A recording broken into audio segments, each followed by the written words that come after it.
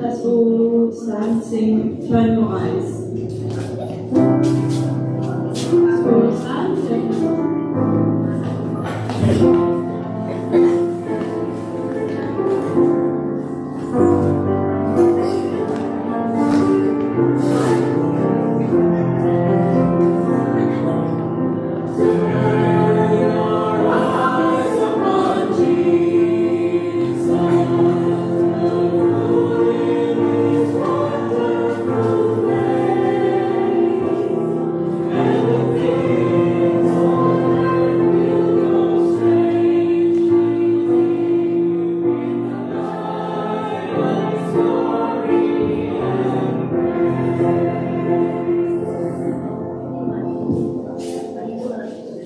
So let's all bow our heads for the prayer.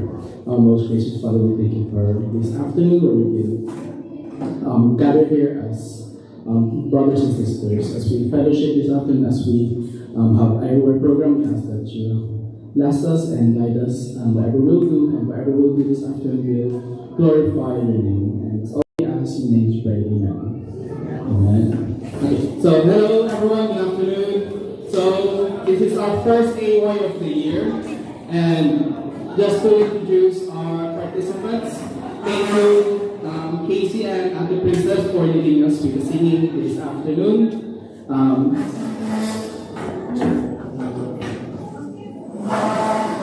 So after my part, just introducing everyone, we'll have Brother Mick with our Bible game this afternoon. And after the Bible game, we'll continue our study of the Ellen G. White book.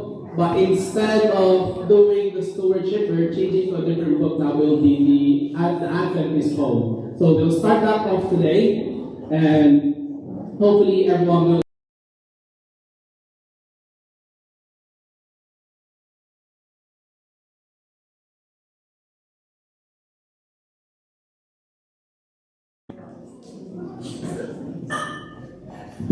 Happy Sabbath, everyone. Happy New Year. Thank you for giving me the opportunity to lead us in Bible game. So, our Bible game, we need two groups. So we need to coordinate for 1 and 2, just like in 2022. Okay, so everyone needs to count 1 and 2. Ready? Okay, go. 1 and 2 on the side, and then each one in here, and then 1, 2, 1, 2, 1, 2, 1, and 2, and then you all Alex, you're 1. No, that's 1. Oh yeah, Alex. 1 and 2. Oh, you're going to repeat. And 1 and 2 and 1. And 2, and 1, and then balance 2, and then 1. Oh, you need to separate. Okay, you just stay there. All right then. Okay, and then separate. All right, then everyone. Yeah, 2. Everybody needs to get 1 chair for every person. Okay, get a chair. And make a line, 1 straight line.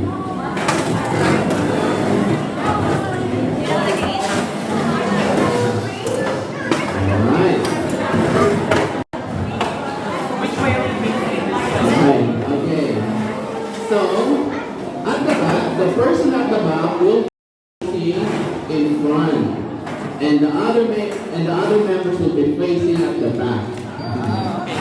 That's it. In this way, we can avoid cheating. This year in 2023, okay? That's it. Okay.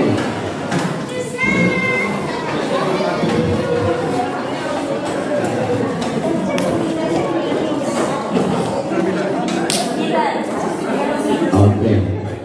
At the back, the last person. Okay. The last person at the back in your group, I will give you a Bible and a post-it, a note. Okay, so I will give it now to you. So.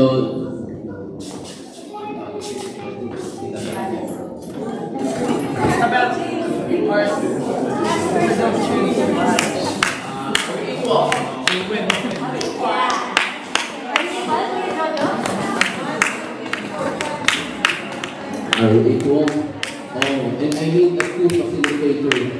I need a volunteer.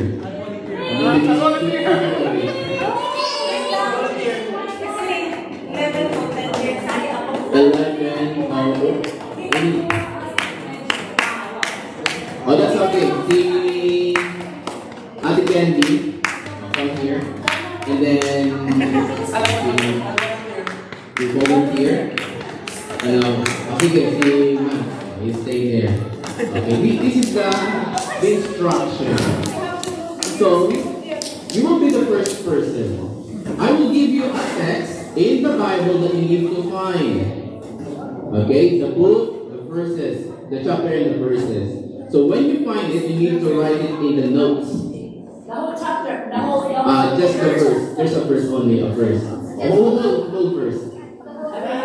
Like Genesis 1:1, then you need to write the Genesis 1:1. Then in the beginning God created. And then when you finish writing, the next person, you need to pass the note to them, and then they need to read it. So that's why I need a facilitator that they should read it. When they read it, when they finish, they need to pass it at the back until it will go here, and then the last person will go here in front and say it.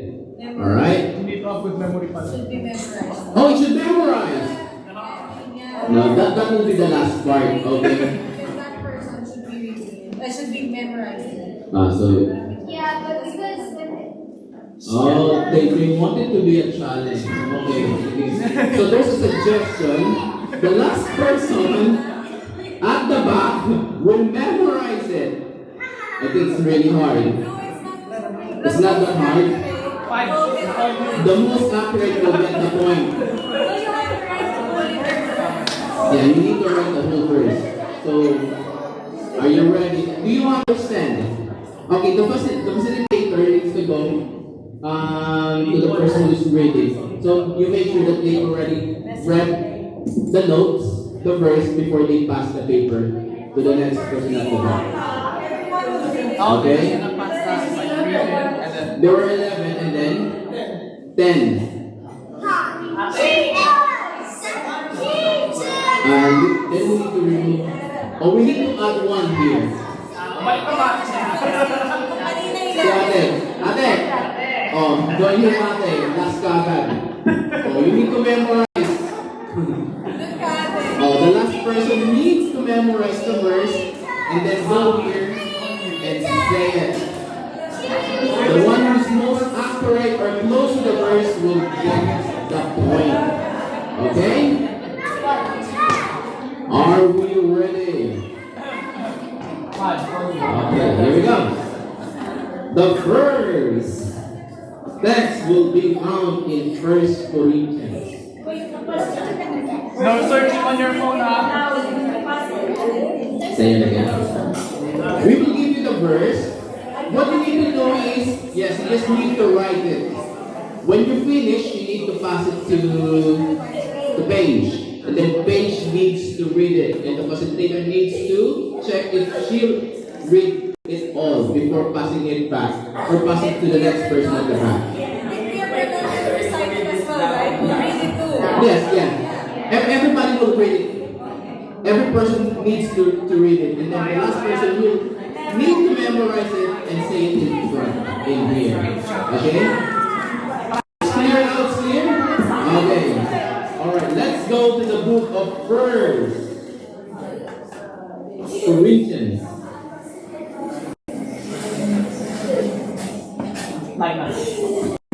Corinthians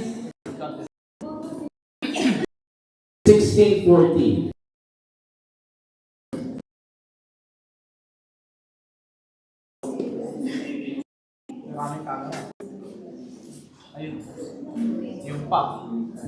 First Corinthians chapter 16 verse 14.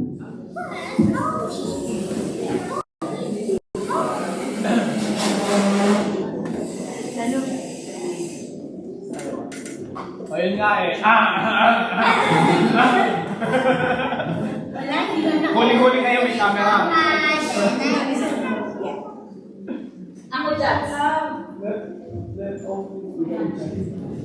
Facilitator, you need to make sure that they read.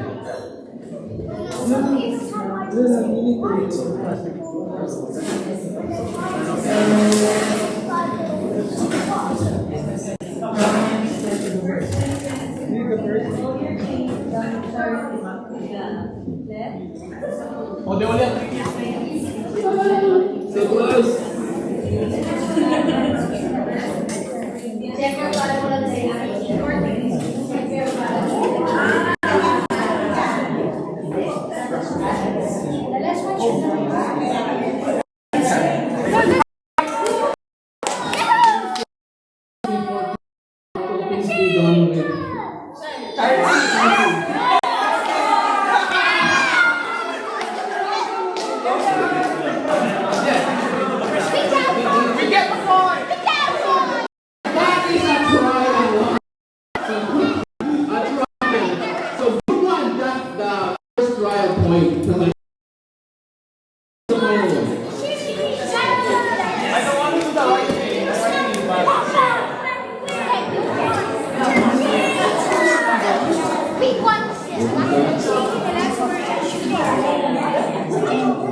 Alright, there's a suggestion again. I don't want for it to be more challenging. They need to memorize individually. Okay. That's better. Then, if they messed up, they will go So, yeah, from Ate Candy, from page down there, they need to memorize individually. Okay. That's a good one. And then, when you memorize it, and then you need to pass the note to the next, at the back. Yeah, of course. No, back in the notes.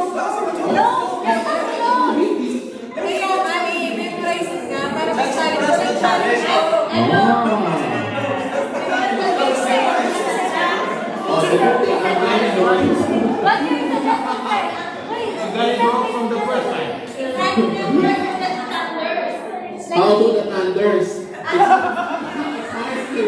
To memorize. Well, that's the challenge for the thunders.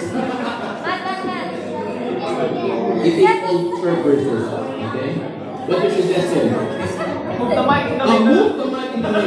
Okay.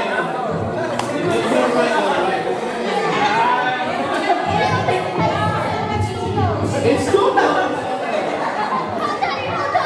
Is there any engineer here to be sure? Alright?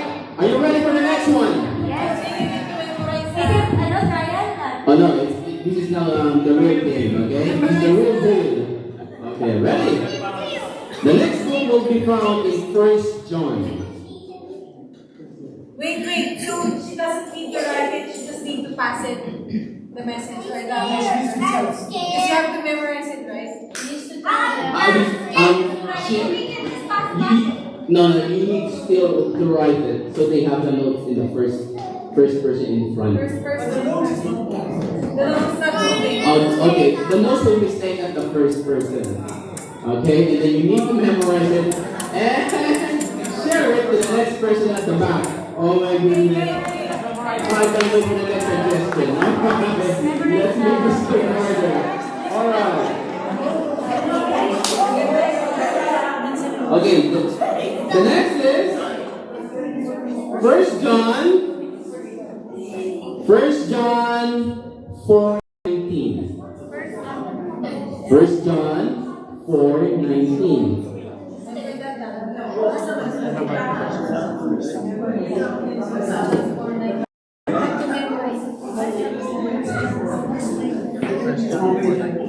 First John 4:19.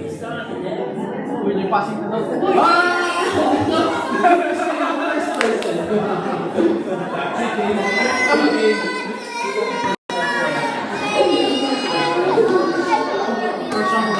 And then you just said it the first time.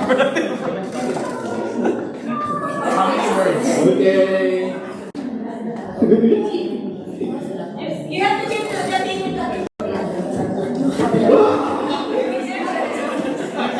Part two. To memorize, you need to wait.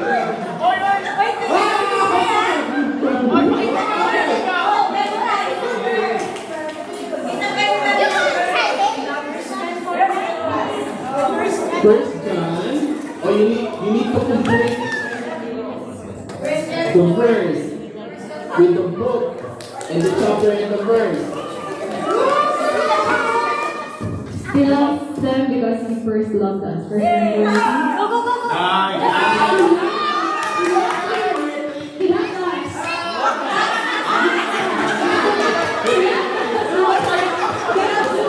Okay, let's get the other group chat. Alright, John 4:19, he loved us. He loved you.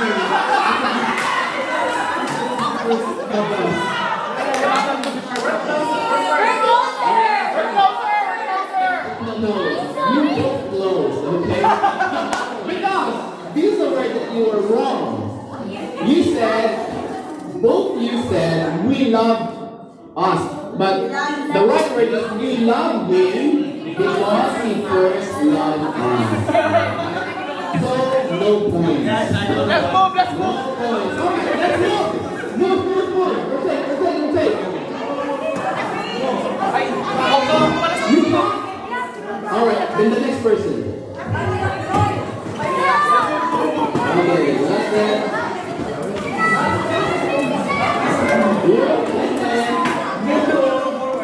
Move forward. Yeah, let's move forward. You were set. Then you need to move forward and applicants will go here. Yeah, that's how you move.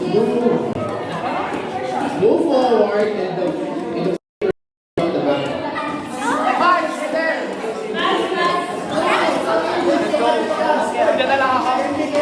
That's it. Alright.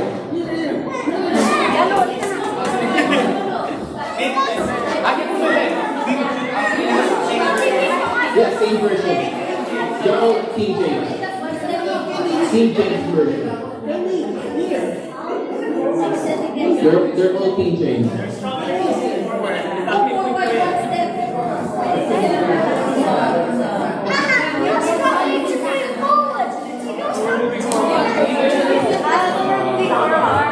Yeah, you need to move. So I'm here na yun. Alright? Ready? Kaya. Facilitate for.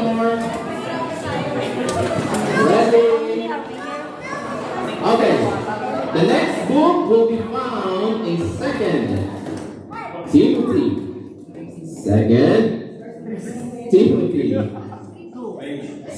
Timothy chapter 1 verse 7.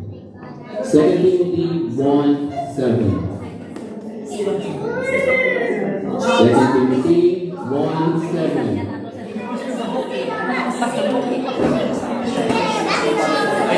Mabilis pa. New Testament.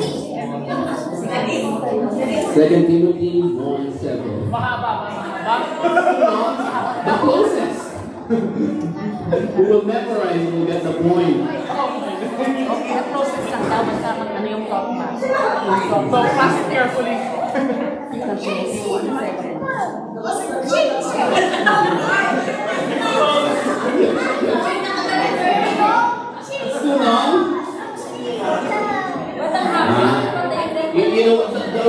should be.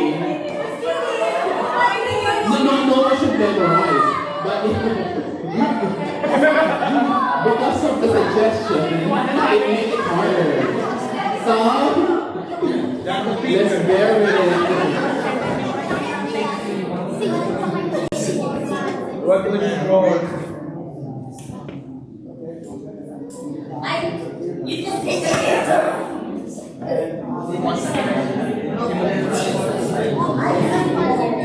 Birds.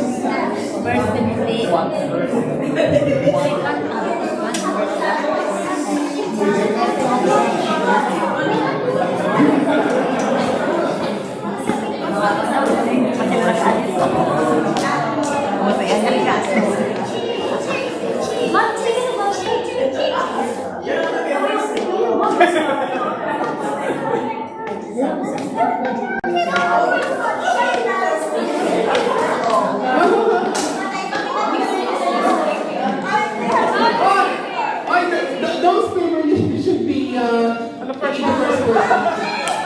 You actually think so, teacher.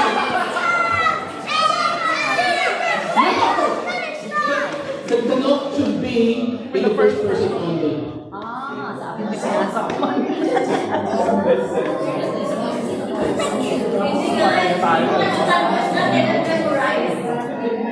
Mahirap yung memorize na. It's really hard. But the closer we get the point. Explain. Explain. Summarize.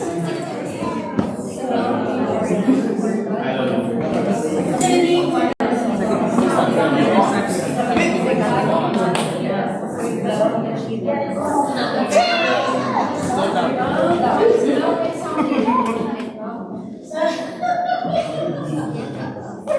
Jeremiah, susunod na 23. Yes, that's good. Yeah.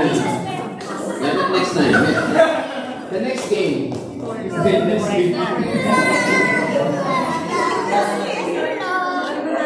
What's the first? Tell us.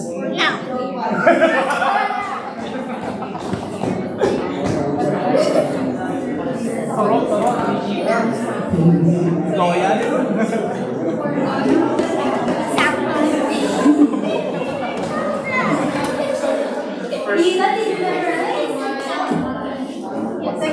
Okay. Second Timothy 1:7. 4-9. 4:9. So God has not given us the spirit of fear, but a heart of sound, but a love and softness.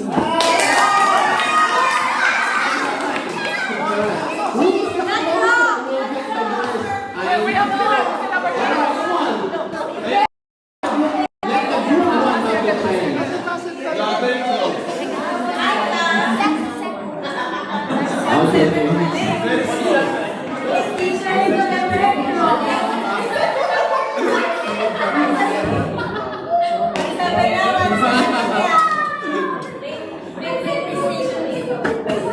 Group 1, any moment? Any moment now?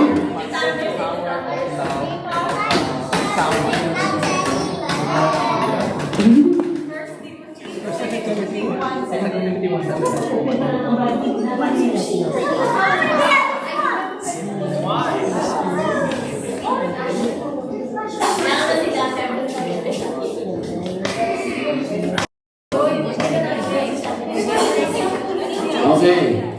Group 1.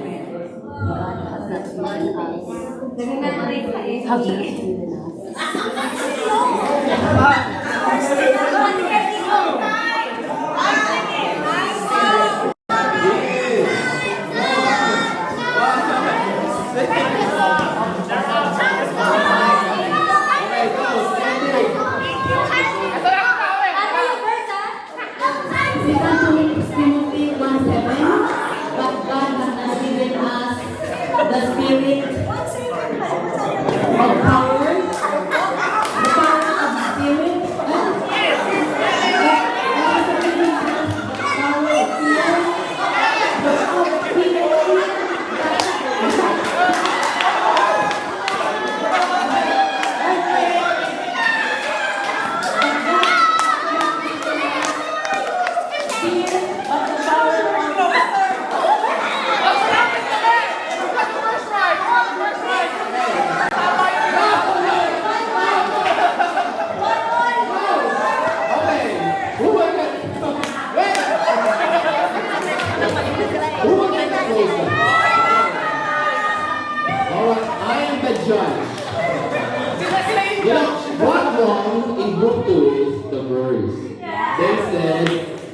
2 Timothy 1:9. But the first 4:9? Mali pa rin. Oh, 1:9. That's what I heard. But in the group 1, everything is wrong. Yeah, everything is wrong. That gives you like the spirit of power. Oh, that counts. But this time, wait, who is the closer? I am the judge. I'll give the point to group 2.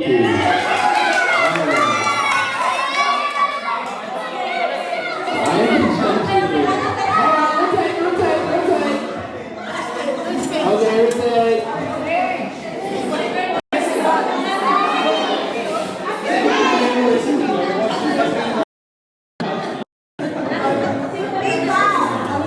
We're mixing one more the power of has not the power of fear, but of love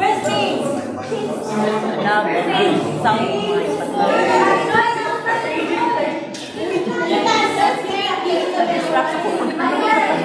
Okay na sana. Mahirap mag-memorize pa pala. Are you ready?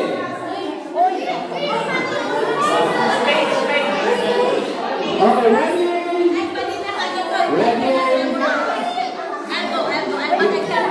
Oh, wait. Okay, where's the other one? Okay? Ready? King James Version, okay? In King James Version, okay.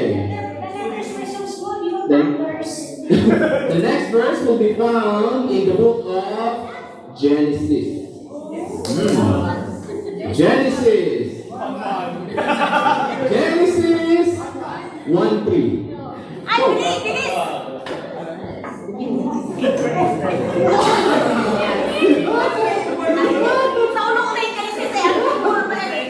Ayaw ka na lang, wag ka hindi ka sa'yo.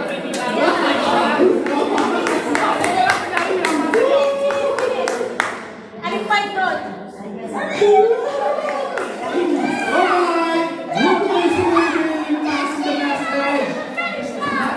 Here we go. Genesis 1:3, and God said, let there be light, and there was light.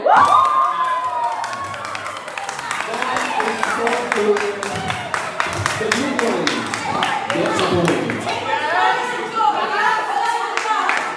Yeah, the other one's the toilet. No, it's not. Alright, rotate.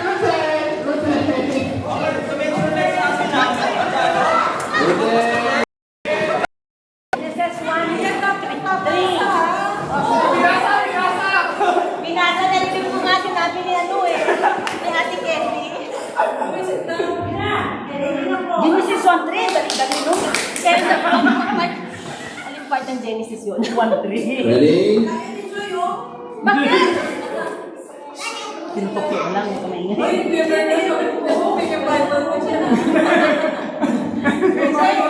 Alright. Elder pa Next. namin dito. So our score is 1-1, okay? The next verse will be found in John. 3:16. 3:16. John 3:1. John. John 1-3. Oh, you don't like the popular one? Alright. Sure. How about Psalms? Psalms 91. Yeah. Alright, John. 11:35. John 11:35. Ano nga ba yan? John 11:35. The message should be start from the beginning.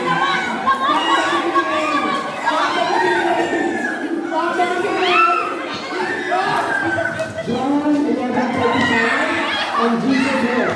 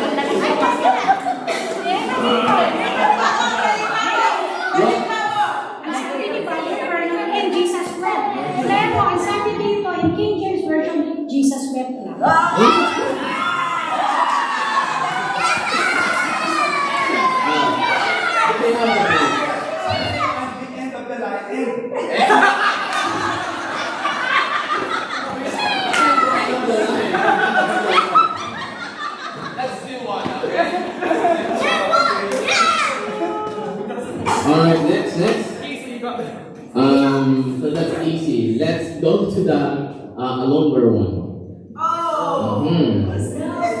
So the next verse will be found in Ephesians.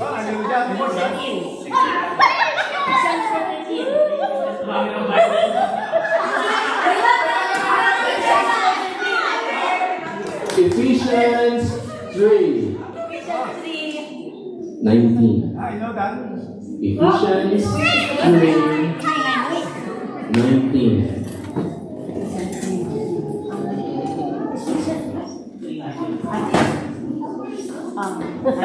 Every time I come to yan ba yan? Ephesians 3:19. Come on, come on. Come on, come on. 3:19. Come on, come on. Daddy!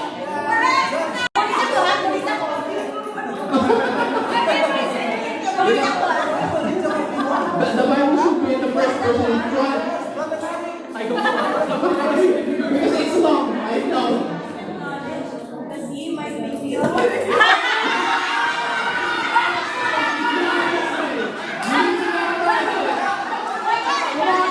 the Bible in front. You need to memorize. You need to memorize.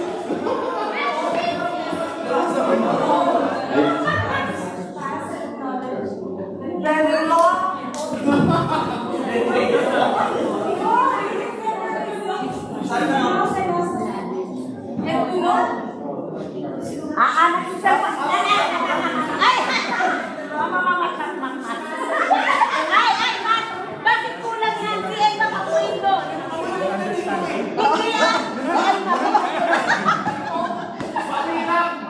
Ba't may gap dyan? Where's the gap?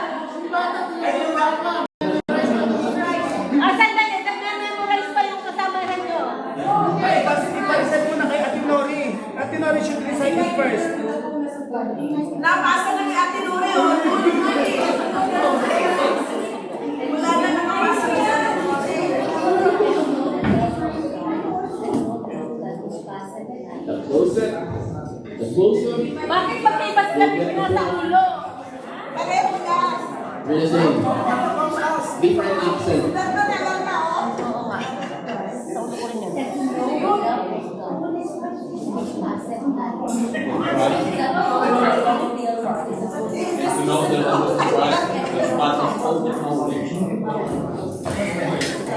Ano nga, Ephesians 1? Ano nga? Ephesians 3:19.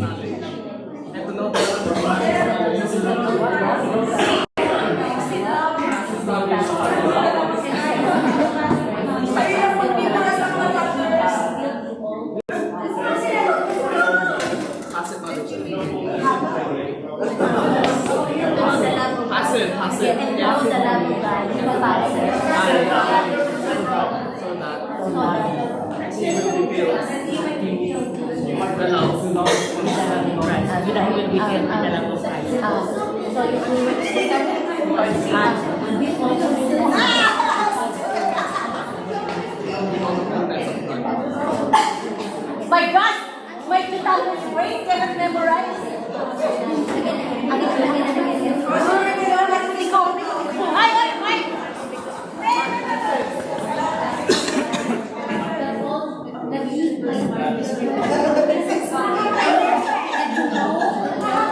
And to know.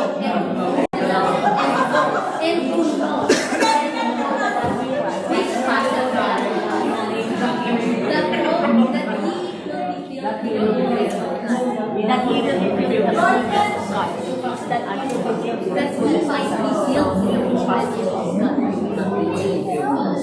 What is love?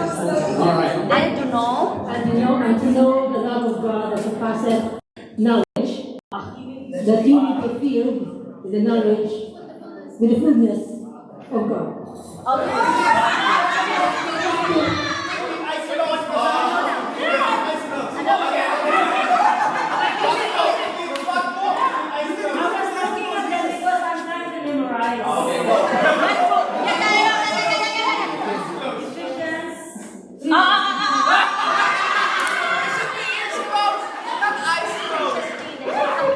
One more.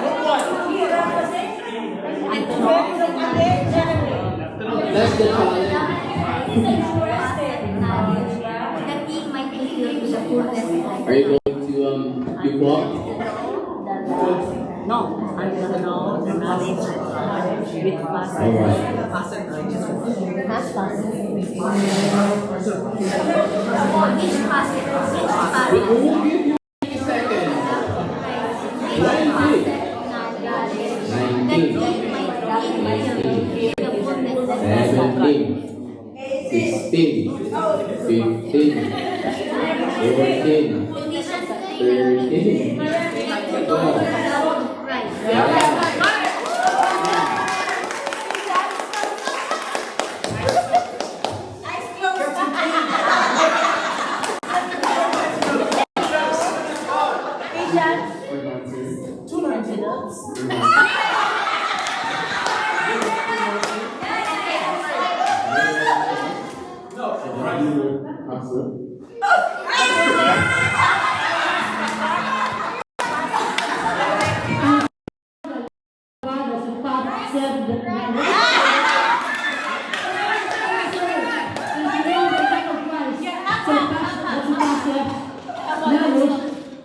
That you may be filled.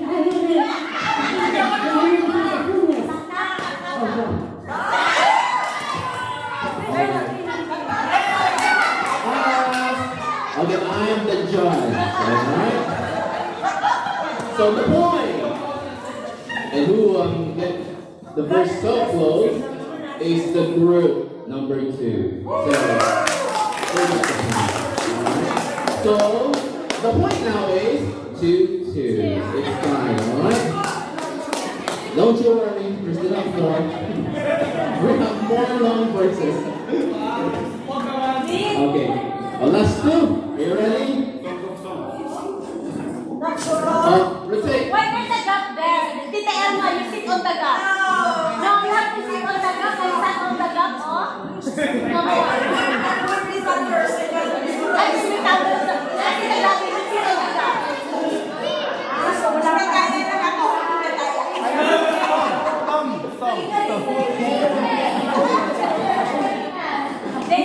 They have a gap.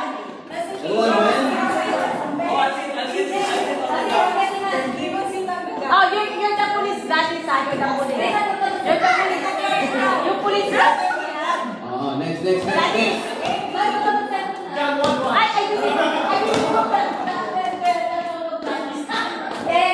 Okay, the move. Next move.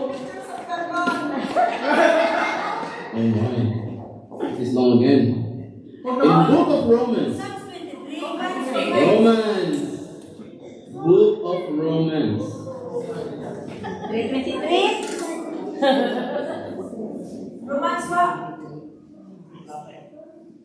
Romans 31. Romans 8:31. Romans 8:31. Romans 8:31.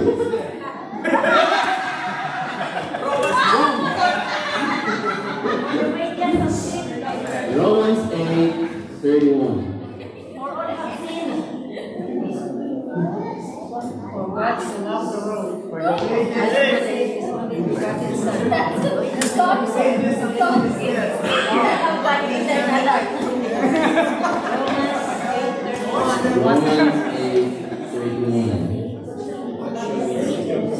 What shall we say? We can say. Romans 31. 8:31. Romans 8:31. Romans 8:31.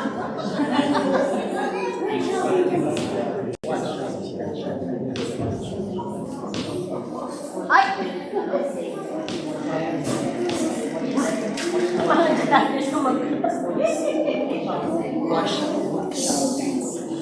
Quiet technique. She's looking for us.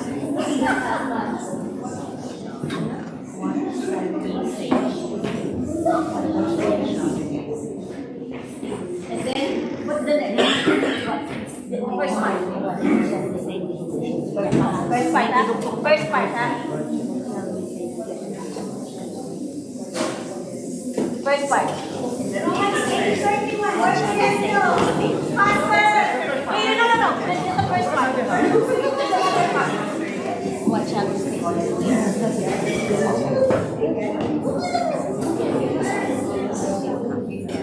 Okay, 8:31.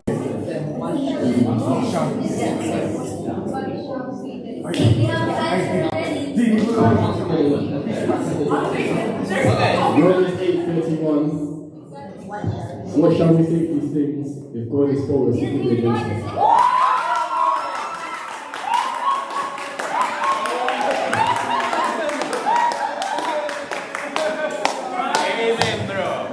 Alright. I think that's the closest one. They got that point. Alright. So the score is 3-2. Alright. So next one. Alright, let's take. Who's in here? Yeah. Don't. You have no hope.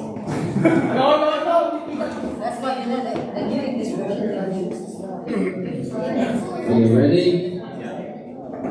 All or nil? It's gonna be a long one. Revelation. 22-31. Wala pa mga Ten Commandments.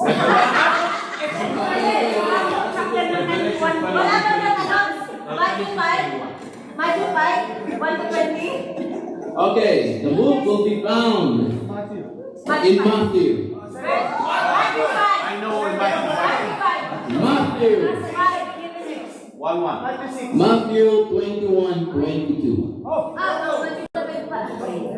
Matthew 1, Lesson. Matthew 21. Blessed are the hurtful, for them will be Blessed are the ones who are Matthew 20. 21:22. Yeah. Nations in the kingdom of heaven. Matthew 21. Blessed are those who is Cover your mouth, man. Cover your mouth. Cover the mouth and say, blessed are the poor in spirit. Ayoko nga yan.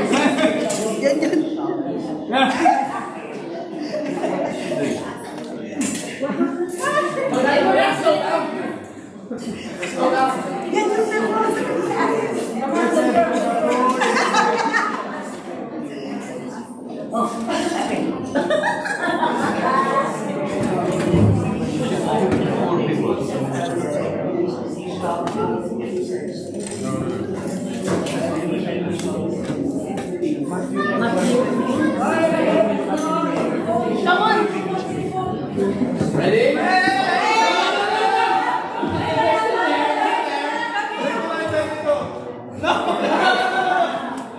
Everything you are prepared, that's what you think. What? So whenever you ask in prayer, believing in you shall receive it.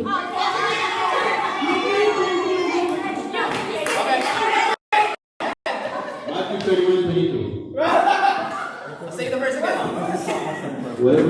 Whatever you will ask in prayer, believe that they should be the same you will receive. Matthew 21:22. Whatsoever you ask in prayer, believe and you shall receive.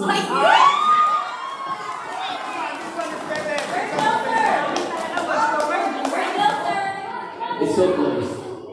Both teams say the verse so close, okay? So they both got the point. Alright, let's try.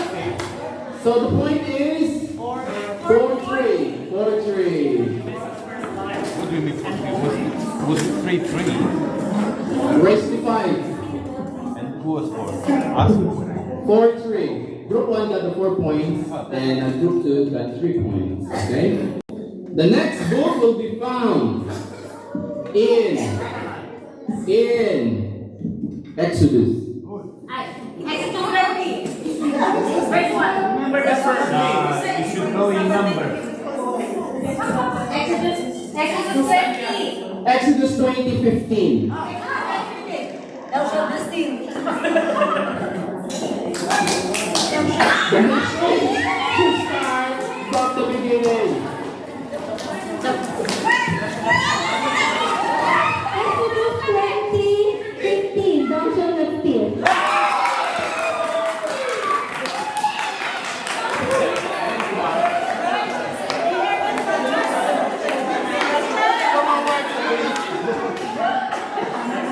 115. Thou shalt not steal. The grammar police.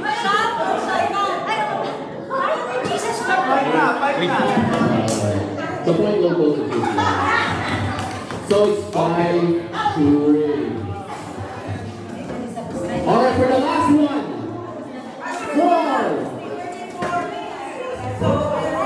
For 3 points. Alright, let's take. Yung voucher. Yung pinakamahabang na yung reverse. Okay. 3 points and the voucher in front. Pinakamahaba.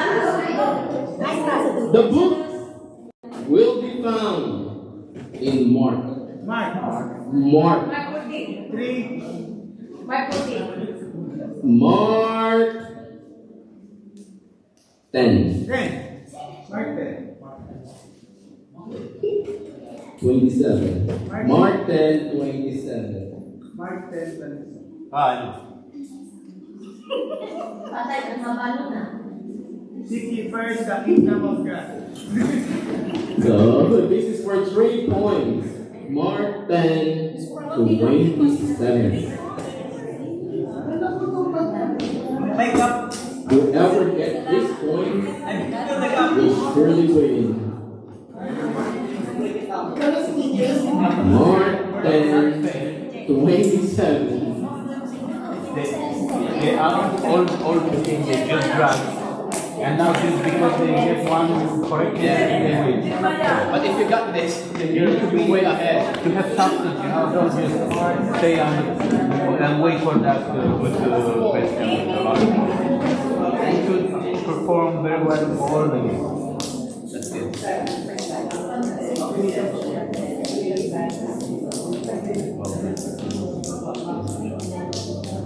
It looks so bad.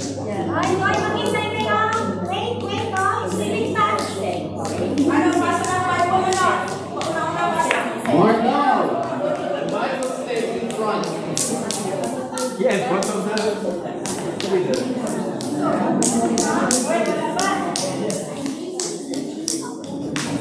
I think this is the parang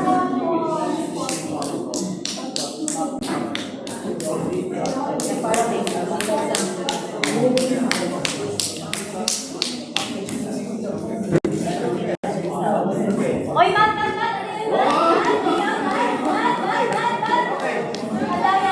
You are so in trouble.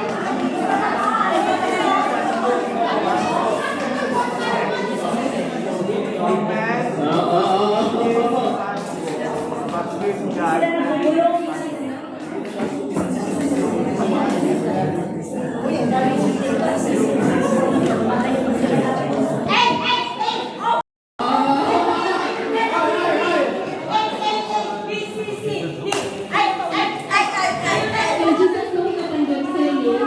With man, this is impossible, but with God, anything is possible. With God,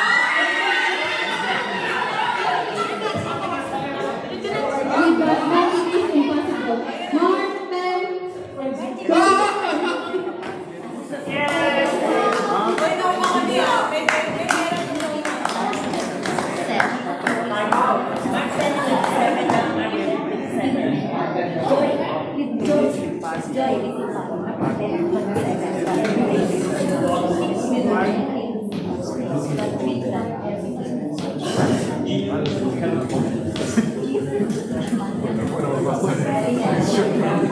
Mark 10.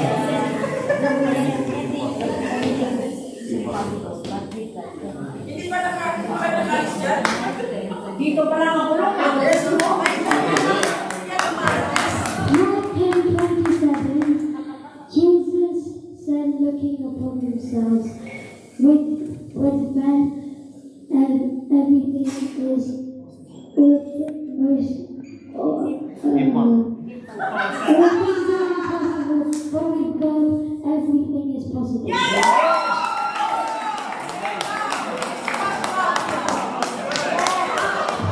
Nice information. You know, it's really close. Yeah. Right. It's hard, you know? Alright, let me be the judge of this. So this is got the verse.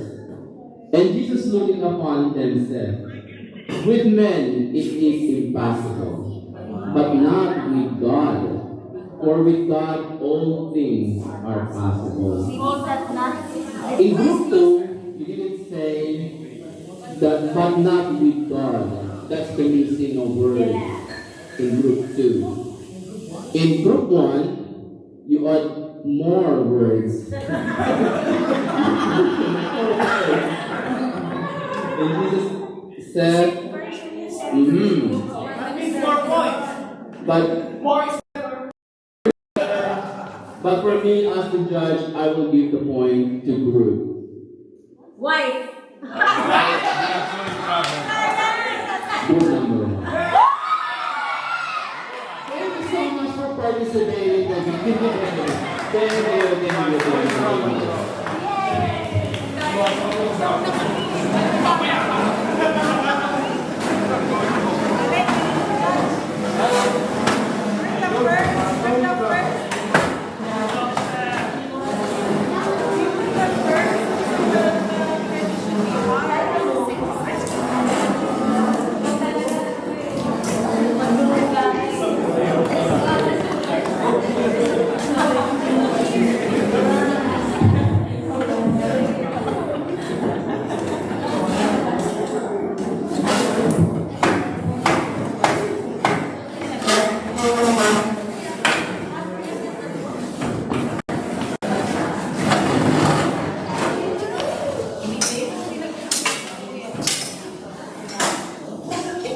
So, good afternoon again, everyone.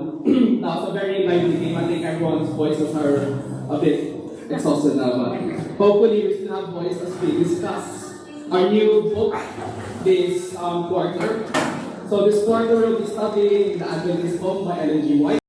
And for myself, I'll be just introducing each section 1 and we'll be discussing it, okay?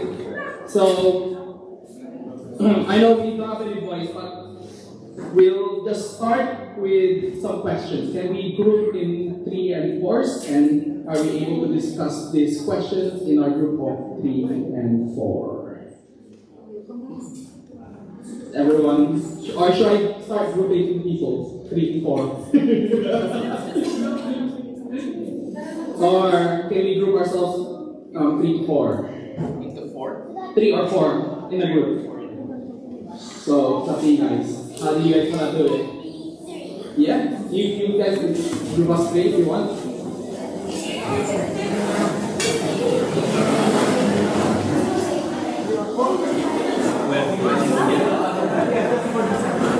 So let's group ourselves in 3 or 4.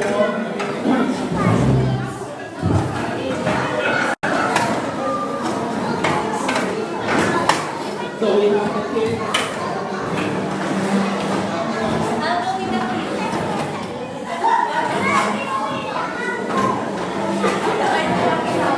So we have the kids here, the other group there, one group at the back. So the first question is, in what ways do the well-being of society, the success of church, and the prosperity of nation depend upon the home? So, are we able to discuss this with our group and we will get back to you in 3 minutes? Is that enough time to discuss it or do you want more time? 5 minutes? 5 minutes? Okay, we'll give you 5 minutes to discuss it within your group and we'll get back and everyone will share, okay? Just do one question and then we'll go back.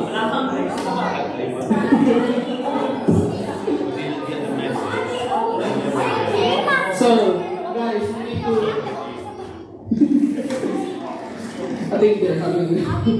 So, who's the oldest? You want to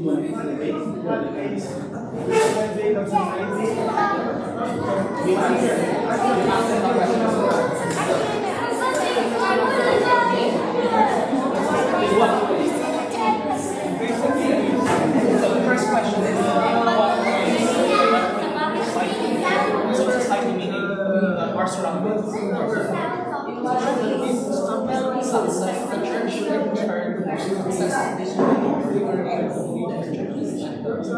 prosperity of the nation.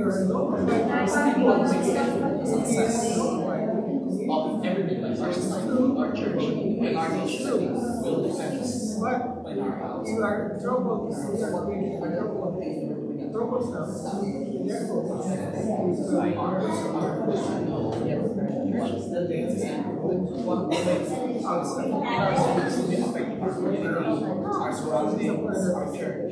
So this responsibility is that is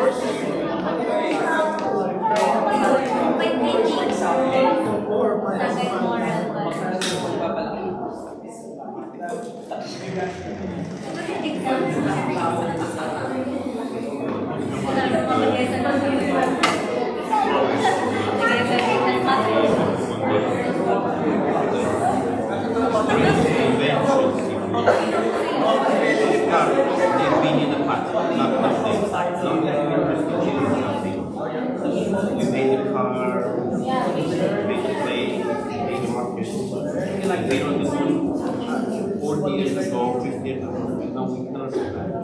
Because of that, we're struggling to get because society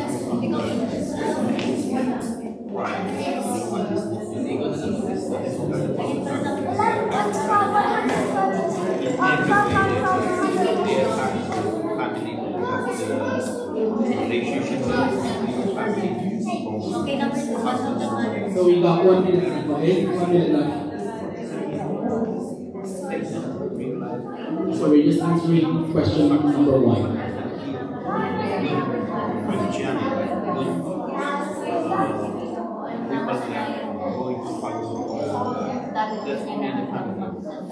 It's been meant to happen from the beginning. It was here. It's happening. Father, wife, children. They don't talk that. They don't succeed.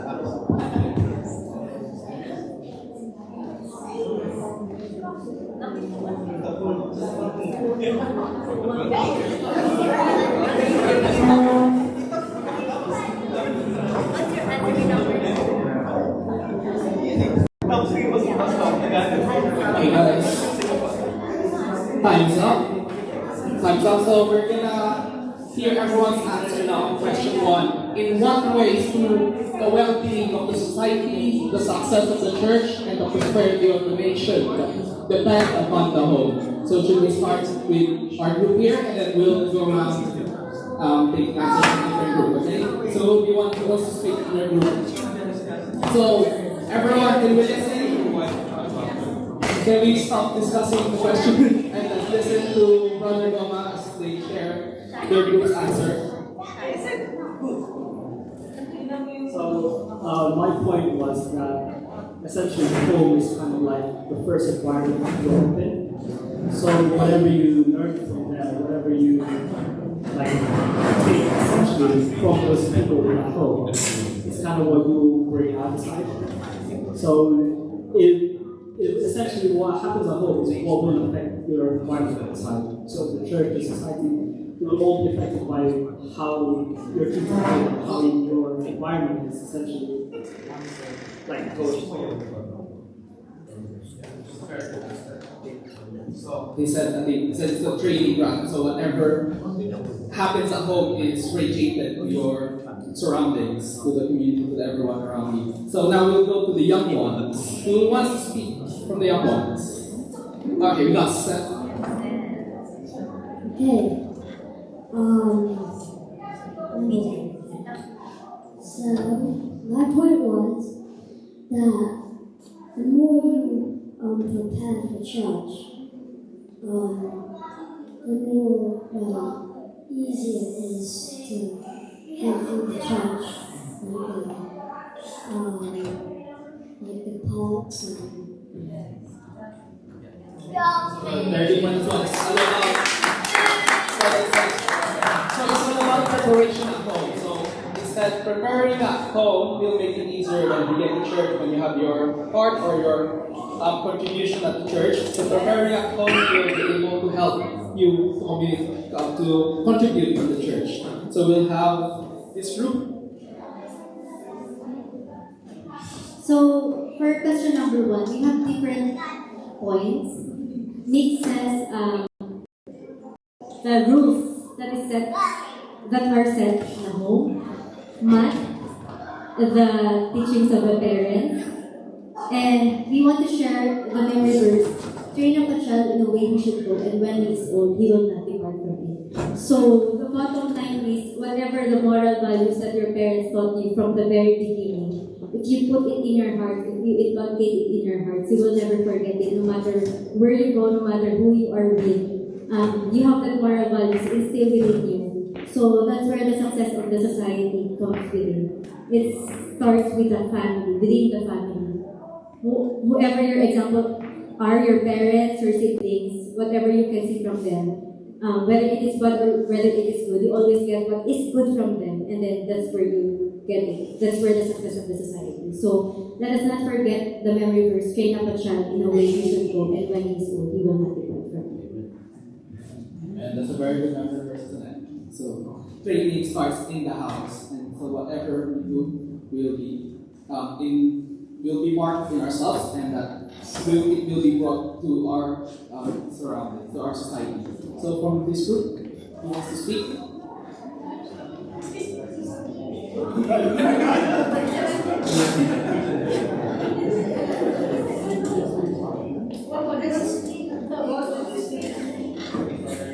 We just focusing on all the things together. How we be useful. First, we went to the first one. How can we be a well-being in the society?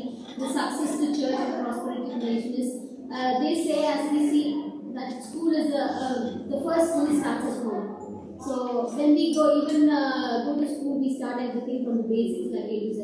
So in the same way, when we start from A to Z at home, like the way the child talks, it entirely depicts what the parent is, like a duplicate of what the parent is. So whatever we talk, it should be kind words. So that way, it could be a success to church when it comes. And also, like the parents, what all they inculcate in their children. Like if they want to be biblically strong, they read Bible every day, which is very basic. So read your Bible every day, get up early in the morning. These are the very basic elements where the child starts. Instead of focusing on bigger things, when you go slowly to the smaller version of things where the child can grab and the successful. Sorry, we didn't learn words from Bible. We just generally spoke.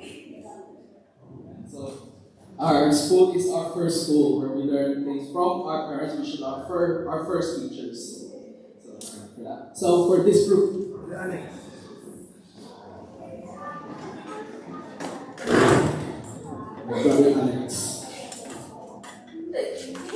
From the beginning, it's been meant to be family.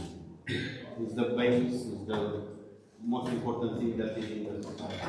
Everything is based, basically it's a multitude of families. Society is a multitude of families. And if the family is broken, the relationship in the family are not okay, society will be the one who is going to pay the bill. Broken families, children in orphanage, drunkards, addicted. Even the most improving, the most dramatic invention that we witnessed in our history, it's been in the past. Now we are just dreaming of it, what has been done. At that point, they discovered how to fly, and now we're struggling to improve what is done. We've been on the moon people 50 years ago, and we cannot go back there. It's not a sign that something is broken here, because we are not educating our children, our families, the way it's supposed to be. It's no progress. There's no success. Our children prefer to have other things in mind. And it's our fault, because we are the parents. What I got from that, success would start from the home, I think, from what I got. So, does anyone else got any more addition to this question that you want to add, or we should move on to the next one? Maybe we have to focus on the Bible, the second verse. The fear of the Lord is the beginning of all this. So if you teach your kids the fear of God, I think basically everything goes. This is a successful society, possibility, or whatever it is, even talents. If they continue to fear God, teach the fear of God. So if you fear God, this is going to be, I think. So, the fear, if we teach our children the fear of the Lord, that's the first beginning of everything. Right? So, we'll now move on to the next question. I'll give you guys 3 minutes. So, the next question is, what have manners and morals the youth to do? What have the manners and the morals of the youth have something to do with the future of society? I think that's how I kind of gave a. So what does the manners and morals of the youth has an effect to the future of the society, of our society? So how about this?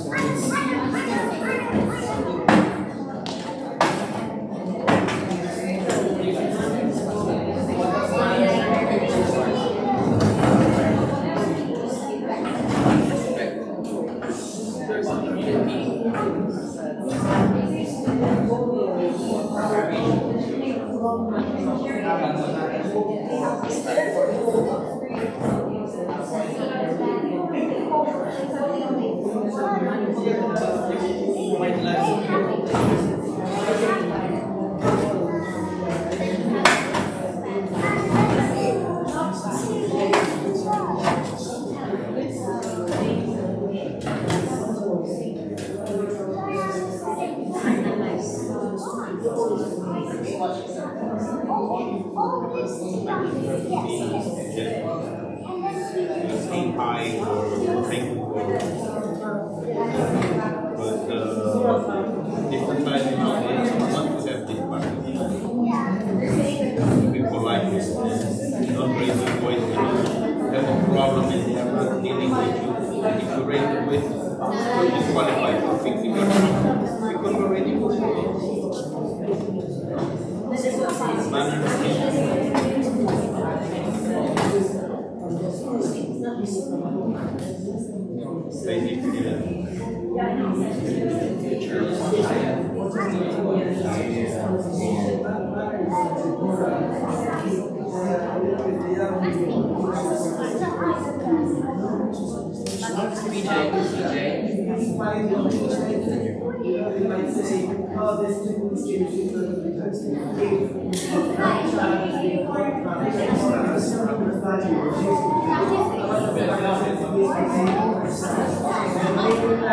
Okay, 1 more minute, guys. Concrete is a very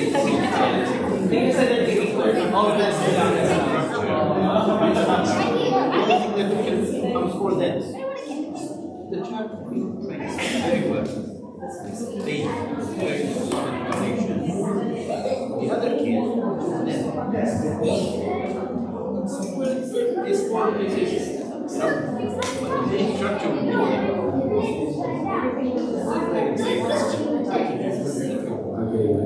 in the first team. That's the end of 3 minutes. 0, So 3, 4, 5. when you guys are ready to listen, I think we're gonna have the young ones start us off. I mean, whatever. Now these people. So our second question says,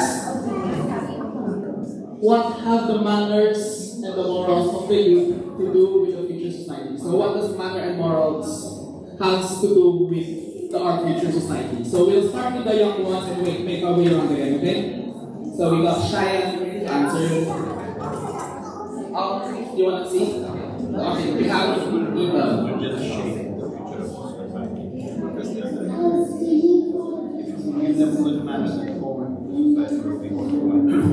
Everyone, see now.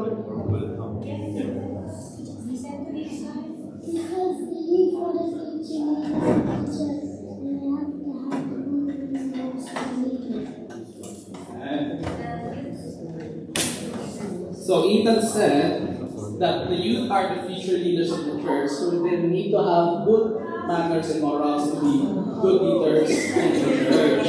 Well done.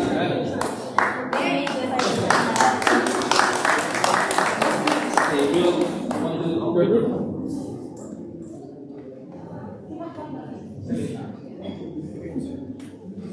So we were like talking about how the youth nowadays, we've noticed that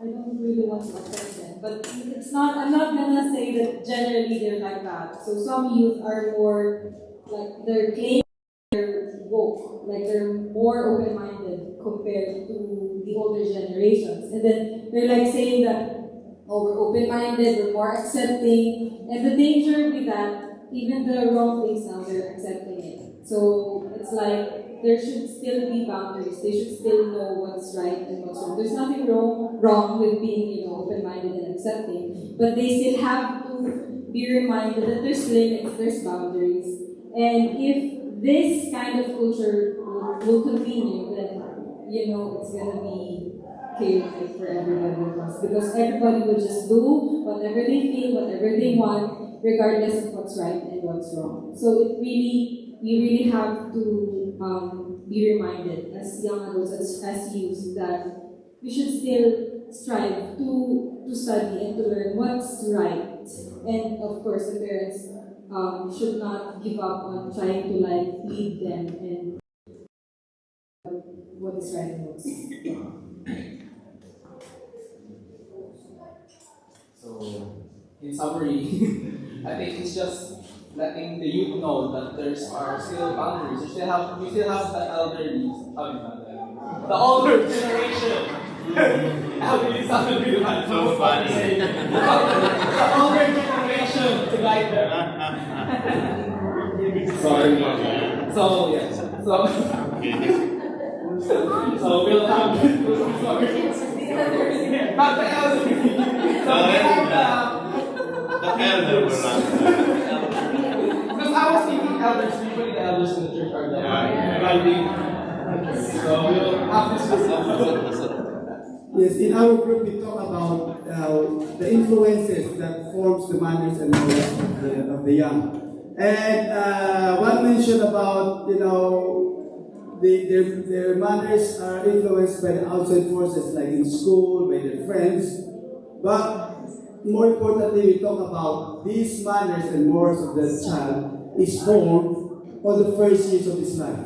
That's why Ellen G. White says you have to train your child from for the first 7 years. That's very important. We talk about if you build a house on a concrete, whatever influences it takes, whatever storms, as the story says, the wise men built. Whatever storm that comes to that young person, if you build it in a good foundation, the child will always remember it as the strength of the child, and he will not depart from it.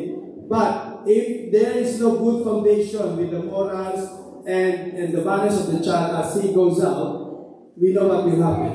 We know what will happen. But all starts in the home. The manners and the moral teaching it to our children. If not, something bad that happen to our society. So we'll go to this group and then that group.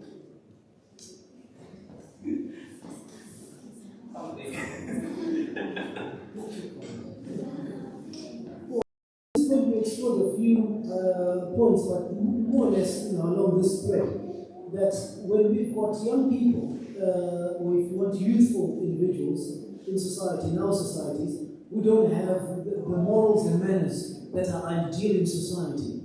When they don't stay youthful. When they grow up, if that's a disturbed or fragmented young person, they grow up to be a challenging big person. And a big person who is not stable or moralistic in society becomes a community problem, becomes a risk in society, and becomes, if you want, a danger in society in some respects. We have, if you want, we can take a modern example and an old example. A modern example that we shared here we're talking about is, for example, if we look at religion and people who can become fanatical, that person may start in a bedroom, in a home where there's no connection, they don't interact, they don't talk to each other, and this person becomes radicalized.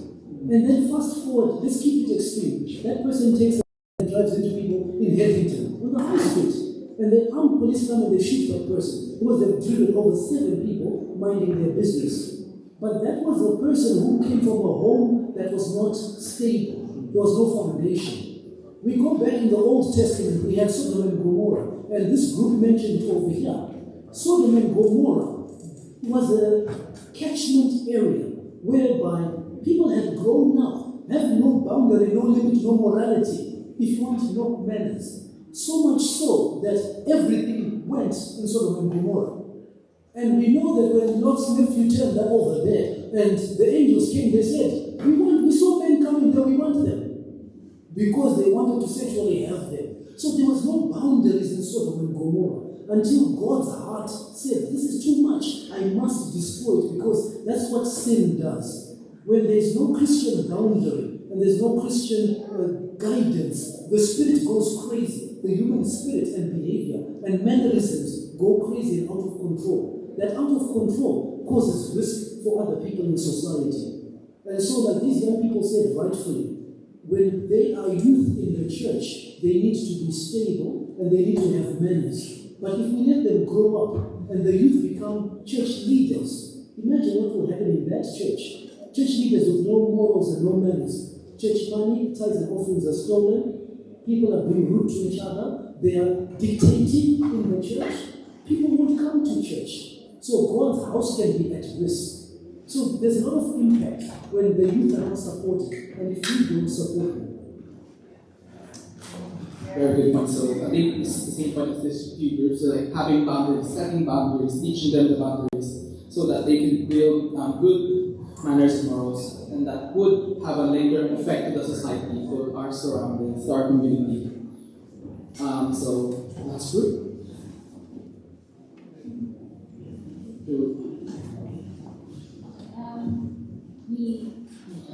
We have agreed because, as you can see, our group has all the age levels. So all of us are youth. Of course, youth in Christ. So as youth, all of us agree that, at home, like what we said earlier, we're connecting our answer from the answer number 1. The learning, the development at an early stage in life, in our formative years, starts at home. So if you have had your children, well-grounded, they grew up with Christian values and beliefs, they bring it out. And when they bring it out with them, when they're out in the society, they become role models. And this is what the secular world sees. So they will see that as a youth in Christ, they have the proper manners and morals that actually was Bible-based when and you become role models. Thank you. Has anyone got any addition to this question? Okay, if not, we'll move on to the third question. I think I'll give you 2 minutes. I think it's a pretty straightforward question. So it could be physically, spiritually, mentally attractive. That's up to you guys. So how can the home be made attractive?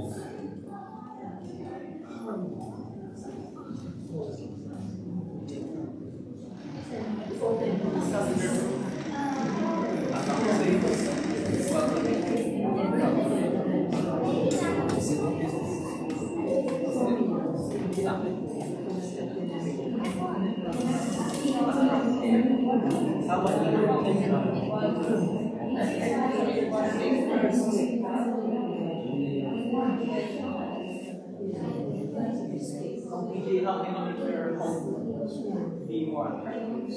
And how can you make your home be attractive? Yeah, they want to live in their house.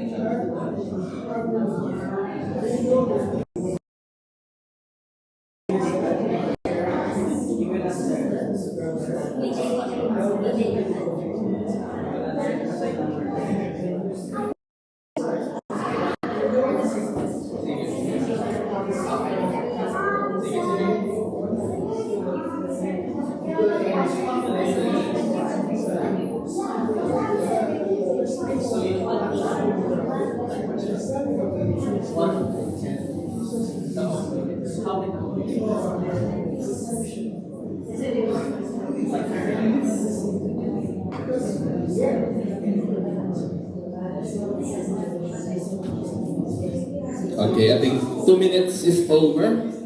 We'll start with the young ones again. So, should we start with the eldest or the youngest? We'll start with Sam. So, how can the home be made more? How can the home be made attractive? Yeah.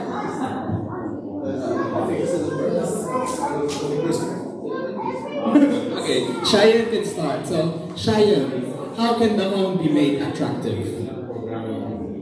To make it more attractive by being friendly and welcoming, because the more people know you, like when they come to your door, the more you'll like build a conversation and like a friendship. So she said welcoming. So we'll go Steph. Well said. How can the home be made attractive?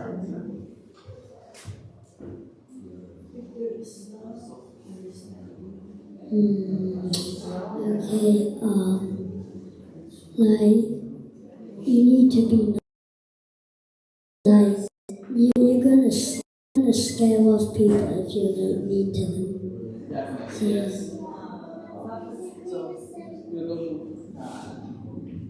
Oh, you said something nice earlier.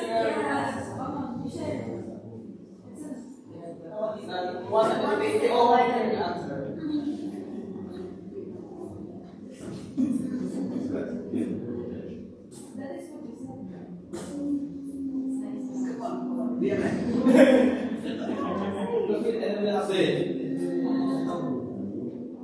We are curious. No, you said something nice earlier.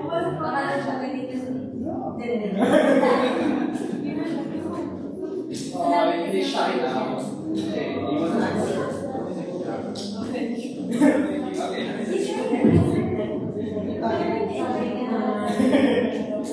Okay, we'll do a different order. We'll go for this group. So, how can the home be made attractive?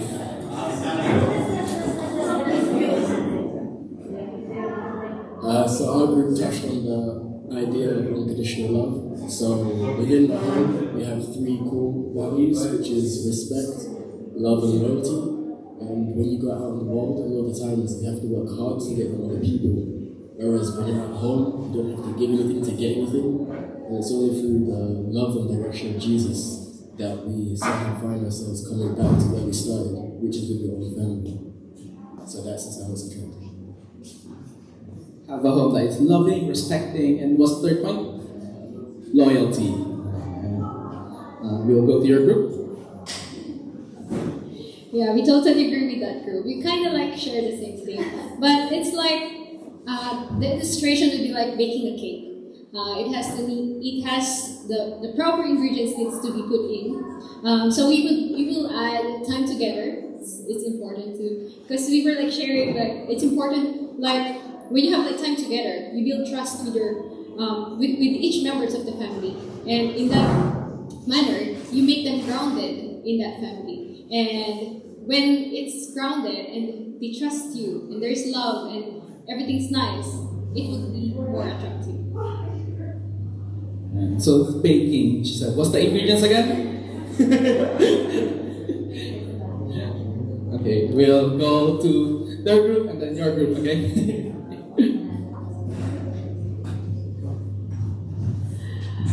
The question is how can the home be more made attractive? So I think you have already summarized some of the answers.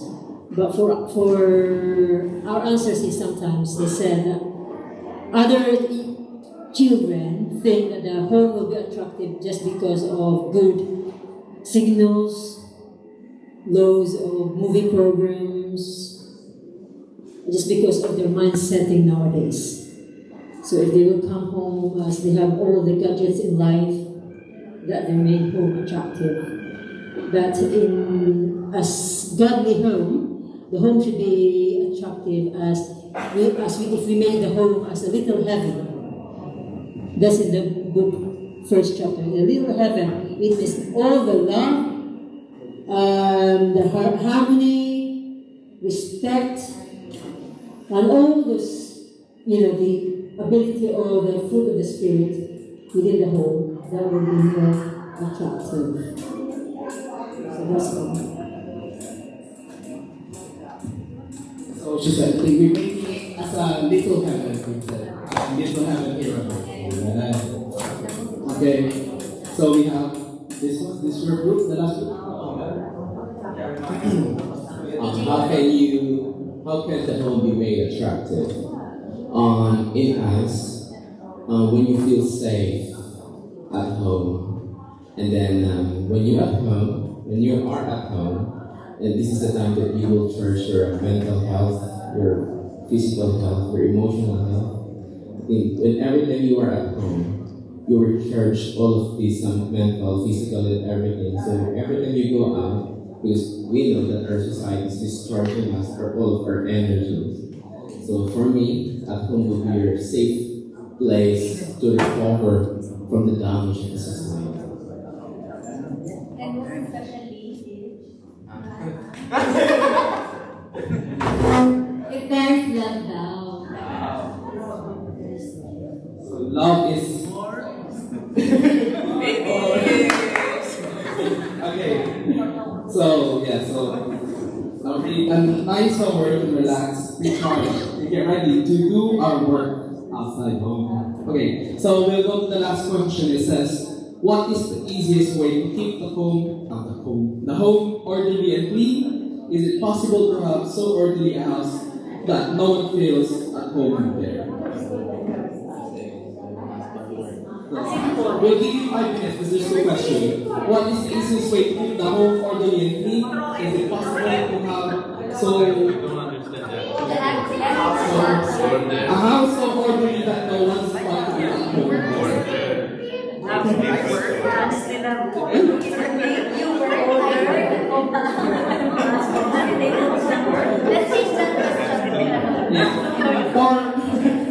So 4 is one question. Just a follow-up question on psychology.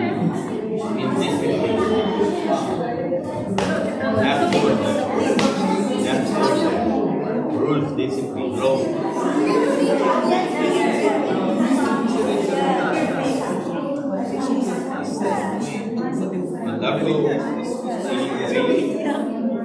I don't think we can talk.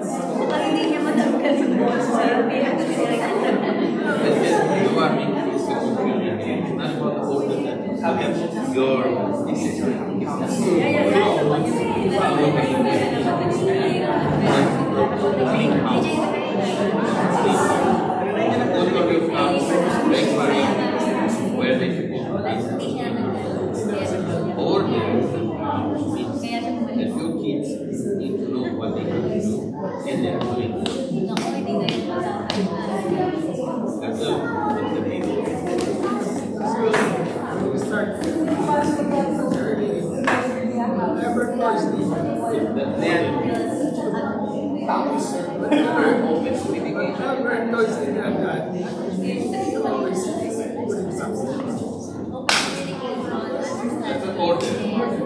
Because because the order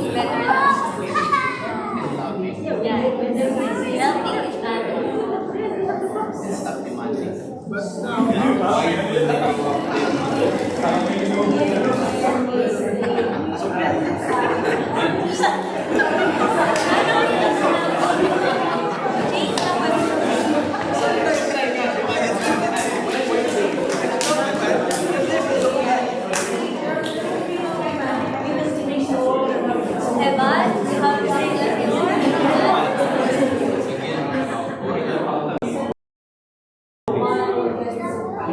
This day, I think they were keep the time off. You need to recover.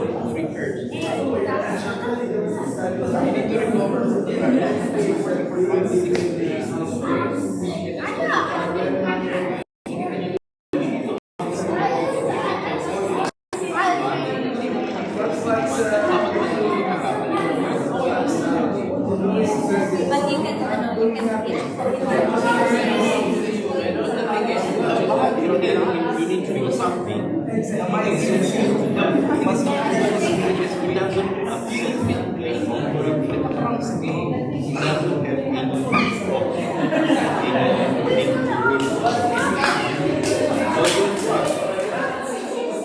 some of the people that it's going down and we need money to survive. They're going to look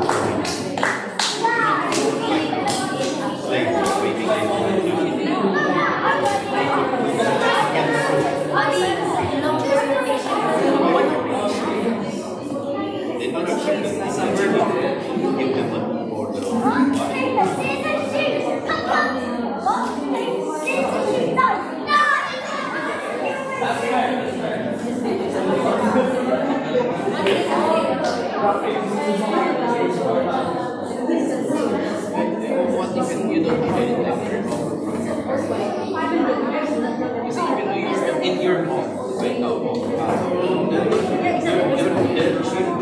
what you're calling husband's still working. 3 more minutes. Starting like for a period from the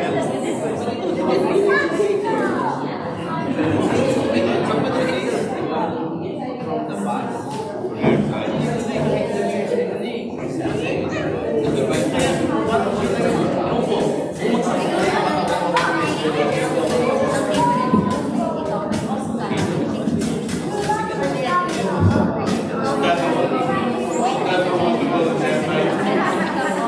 She had great 3 points.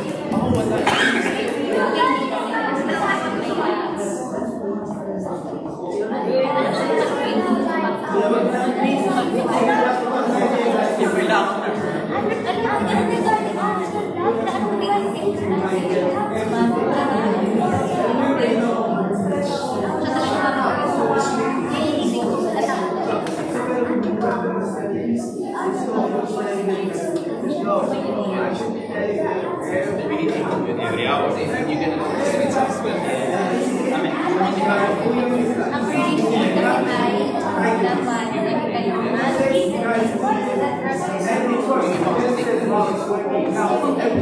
One minute. I have this experience, so I can tell you like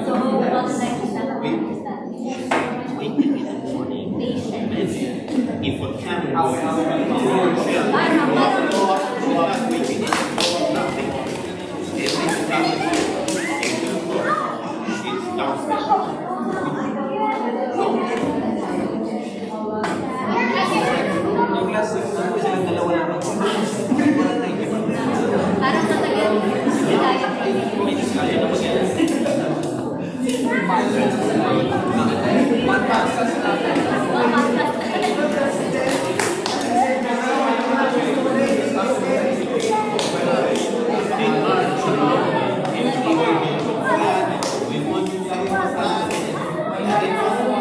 Okay, guys.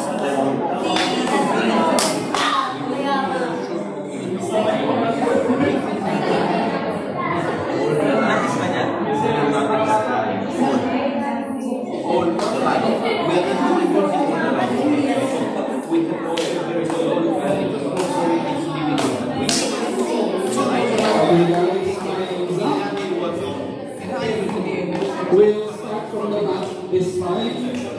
So we'll start with this group and then make our way around.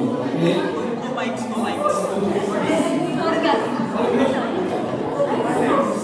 Okay, we'll start to share your group.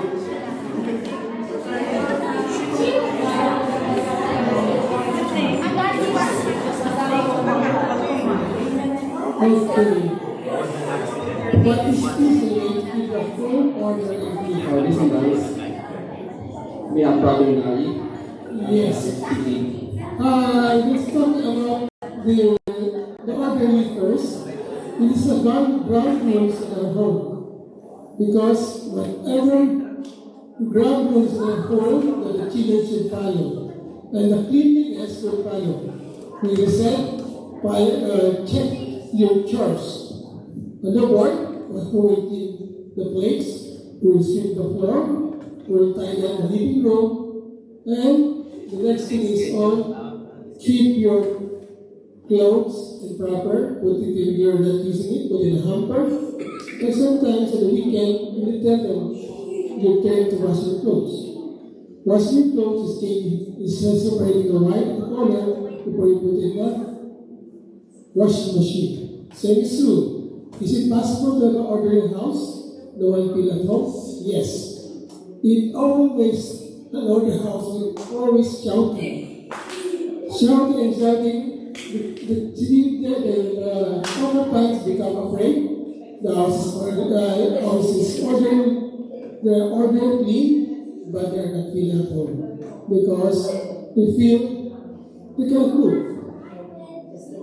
But if it is ordered and clean with love, we will feel at home. I think what I got from that is we said about chores. I think training up our children to do the small chores. I think it's a preparation for them once they go out the house. They're gonna have to wash for themselves. They have to cook for themselves. So doing those chores is a little training for our children once they go out to the world on their own. And he said, the second one is, he said, no, you can't be orderly.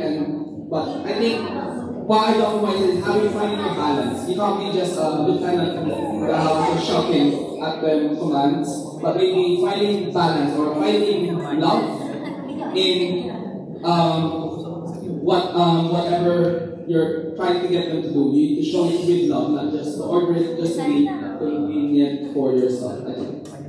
Okay, we'll go to this group. Sure, we have too much stuff. We will have 1 hour for this group.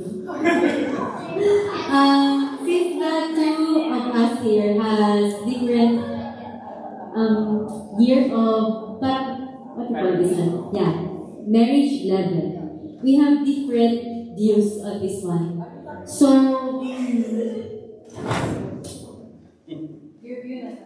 sige. My view is that what is the easiest way to keep the home orderly and clean?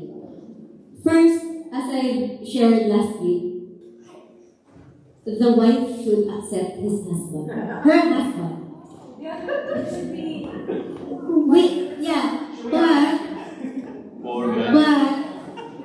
in the relationship, all woman knows this, right? Though your husband, but yun nga, like a piece of it's so hard, really, this one. You only have one child. That's different ways. Yeah, that's why I'm saying the opinion of this group is a little bit different. They have their own child, they are both working. We are just new couple. We have been in a relationship for 9 years prior to getting married.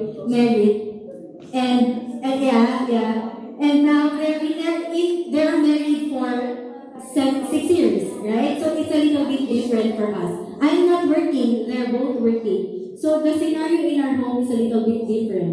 But it's just my opinion. As couple, you should have an open communication, understanding, and what can you share? What can you share? Well, I'm just measure what we're doing now. For example, they house is like up into a mess, really. So what we'll do is, you clean the living room, I'll clean the kitchen. I'll cook, you wash the dishes. I always throw the trashes outside. That's it. Yeah, she fixed it for me. She fixed it for me, and I'll throw the trash outside. So you just have to have like teamwork. And especially if I'm lazy to do household chores today, I'll promise her that I'll wash the dishes tomorrow. But I'll keep my promise. I'll wash the dishes, but tomorrow. So yeah, you just have to Work together. open communication, teamwork. I don't know if God grants us a child if it will change or not. For now, it's working. So I want to see the point.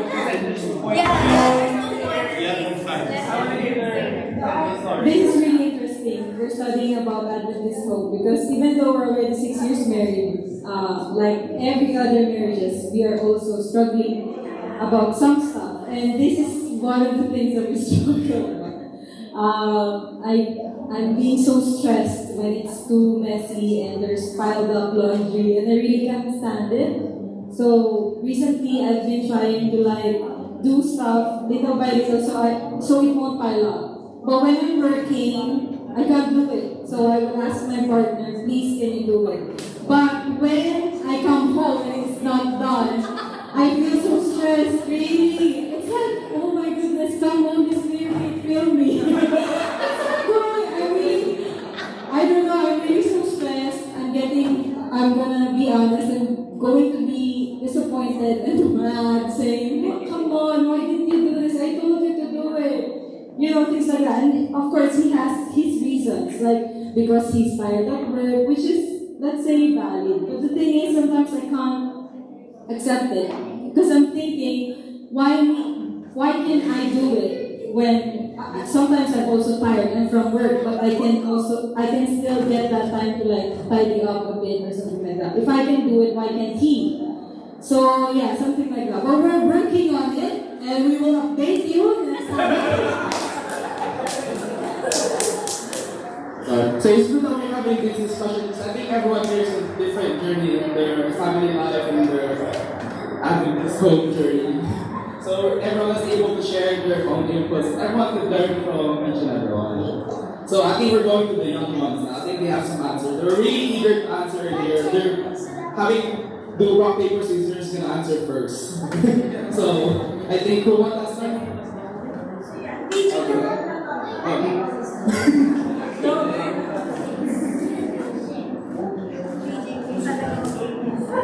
I think Cheyenne will go first then, and then we'll go around, okay?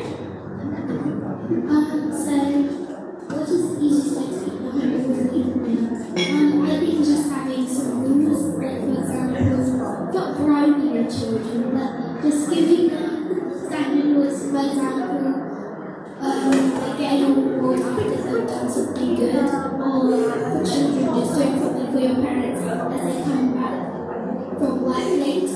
It's just helping each other and like having teamwork and helping each other to be there.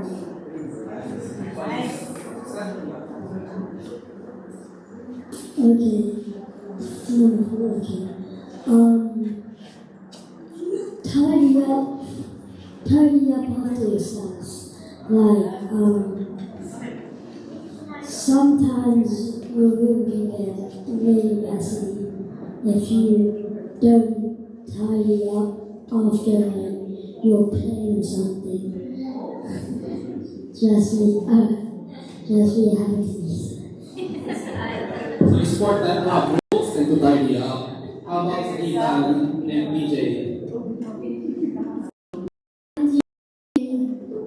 Keep your house clean. Tidying up?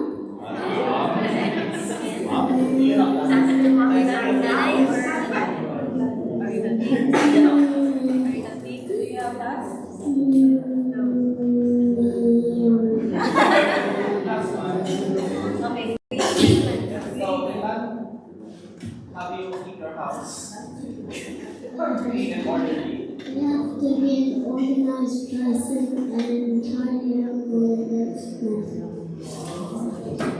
Shaya wants to answer the next question. Is it possible to have an orderly house but no one feels at home? I think you can feel very close at home then because once you know you have time those kids just know that you don't have to do anything or tidying up after anyone. It just feels good and you know that you've done the work that you need to be doing for today. Let's move on to this group. Who is going to speak this time? It's easiest way. I think the easiest way is just communication. I mean, like, brother, it's like, if you can't do something, get someone else to do it. No, that's not what I said, but that's all I'm saying. So, like, oftentimes, when I can't do something, I ask my to do it for me.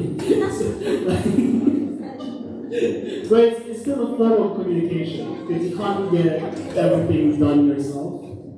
And you got a whole family there to work with you. So, you might as well use it. Yeah. It's possible.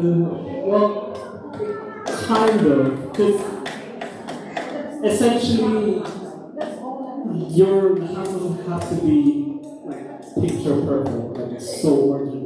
I think what makes the house look like a house is kind of like the infusion of like the personalities of like, the people living there.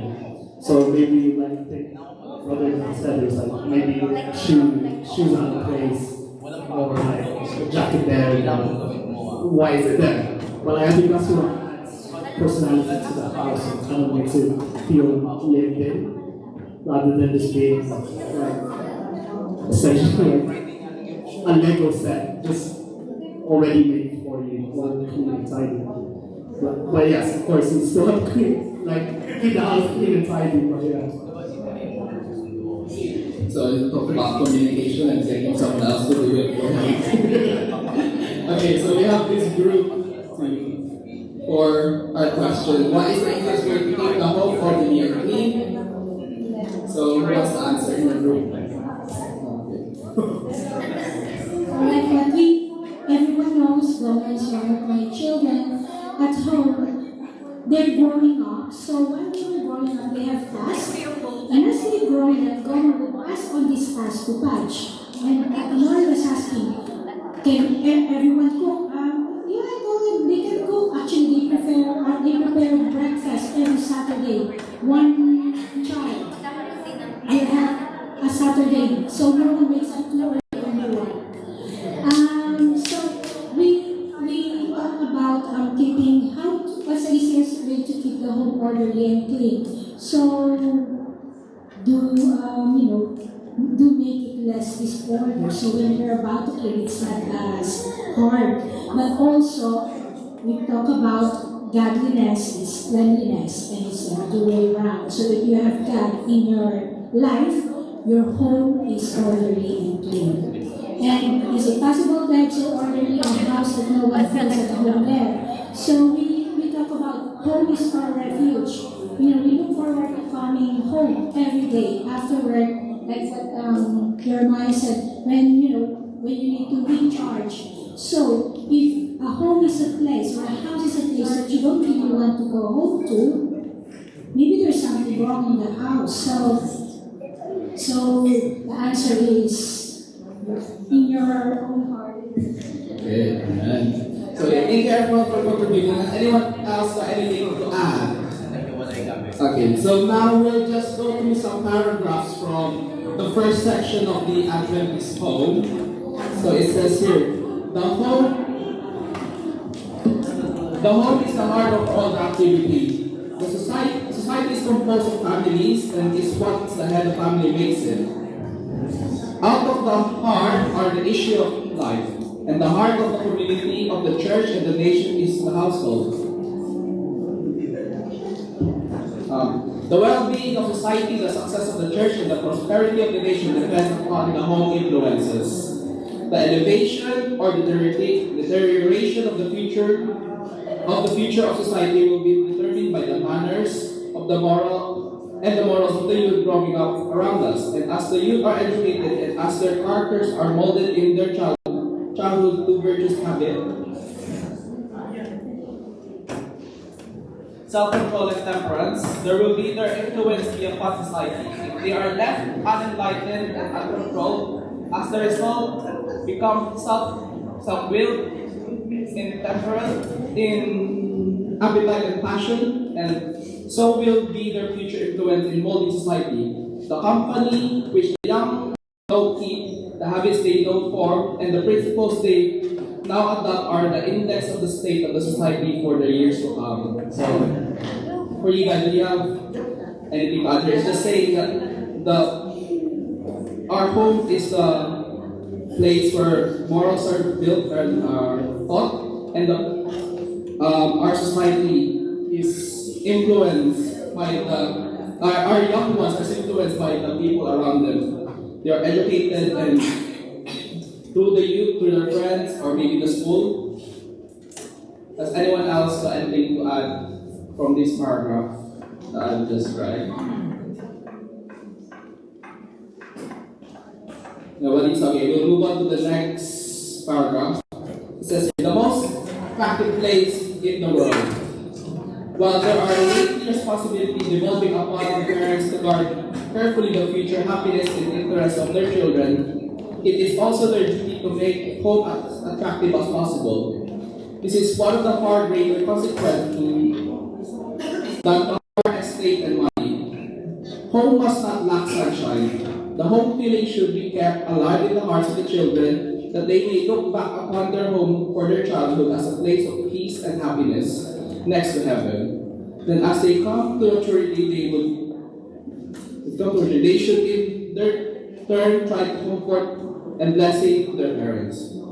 The home should be the home should be to the children the most attractive place in the world. The mother's presence should be the greatest attraction. Children are sensitive, loving natures. They are easily pleased and easily made unhappy. Be gentle, disciplined, and loving words and acts mothers may bind their children to their hearts.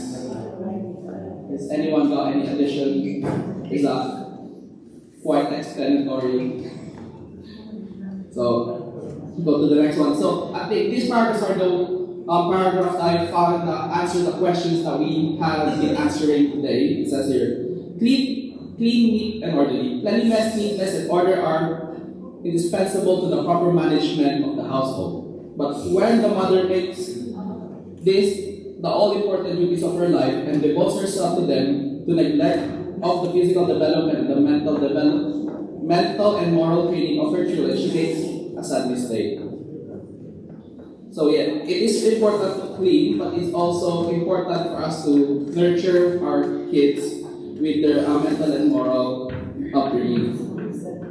So this might be something everyone would like. Provide labor-saving facilities. In many homes, the wife and the mother has no time to read, to keep herself well informed, and no time to be companion of her husband, no time to keep in touch with developing minds of her children. There is no time or place for the precious Savior to be close, dear companion. Little by little, she sinks into mere household drudge.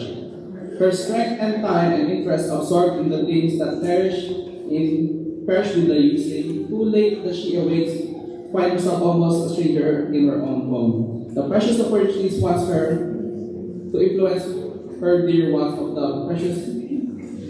the higher life unimproved and pass away forever. So I think, I don't know, when I was reading this, I think trying to find things that would make your life easier, like cleaning things, so maybe finding ways for us to make it easier, maybe even delegating some of the tasks to our children to train them as they grow up and as they move on from your home to having their own home.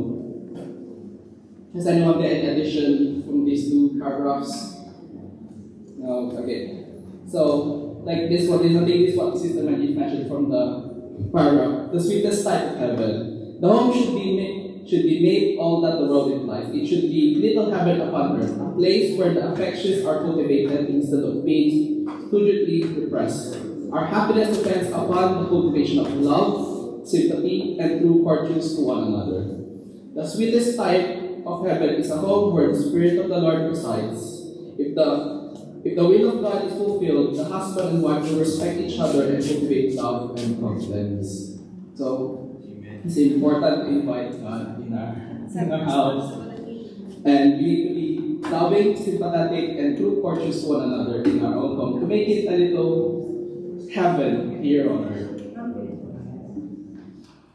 And then just to close, just to leave you with our memory verse, I know we say energy 150R is the light right on the lamp, and then the Bible is the light. What's the same? Great Bible is the greater light, and energy 150 is okay. So yeah.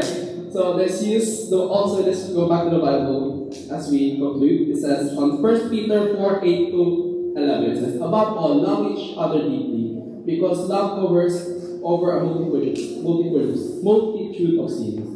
Offer hospitality to one another without grumbling. Each of you should use whatever gift you have received to serve others as faithful stewards of God's grace in its various forms.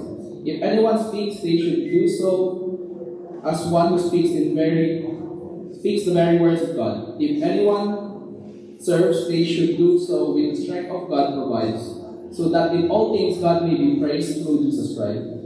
To him be the glory and the power forever and ever. Amen. So I think the main thing that I got from this is just to keep our house a loving house, a sympathetic house, a courteous house. I think we should always invite God in our house.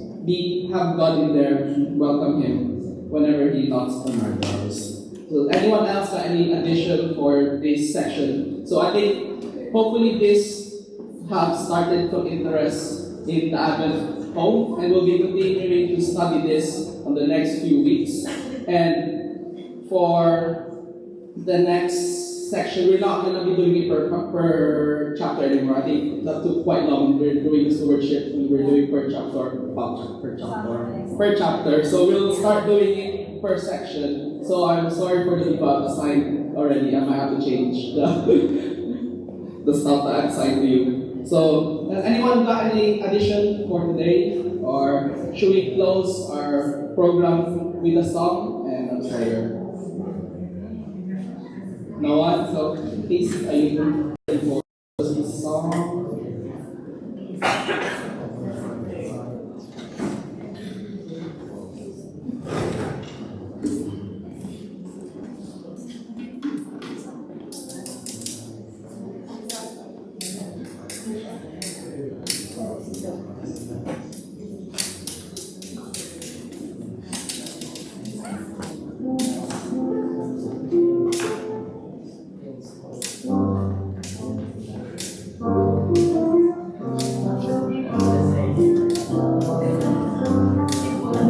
Should we all stand up for our closing song?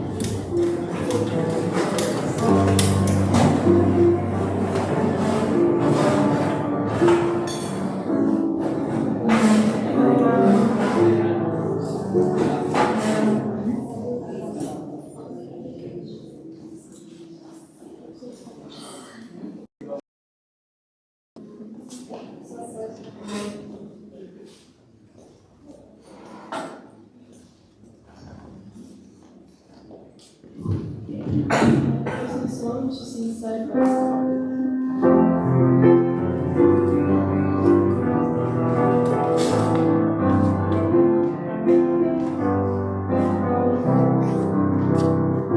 Thank you.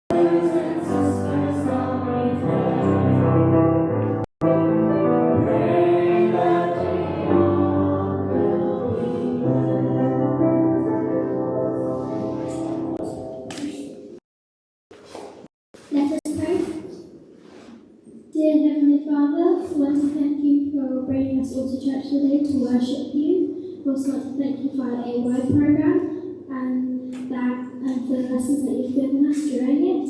And we pray that as we all leave, that we can still minister and worship you. In Jesus' name, amen.